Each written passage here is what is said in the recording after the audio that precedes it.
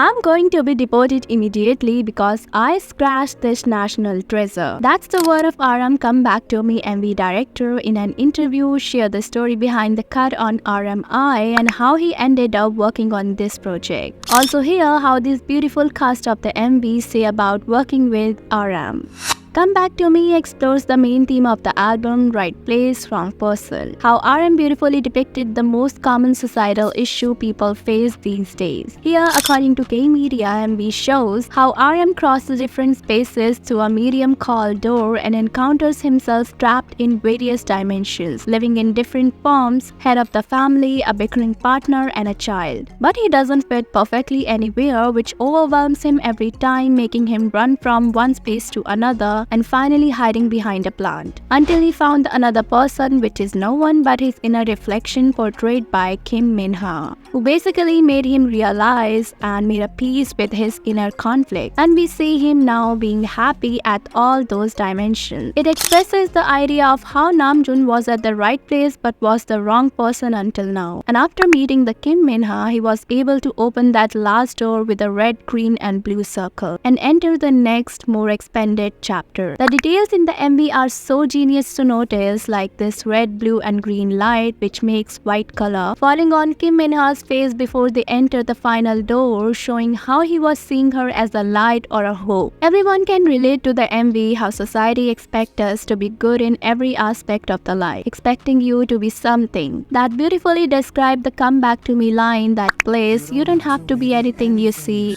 try not to be that something in the sea.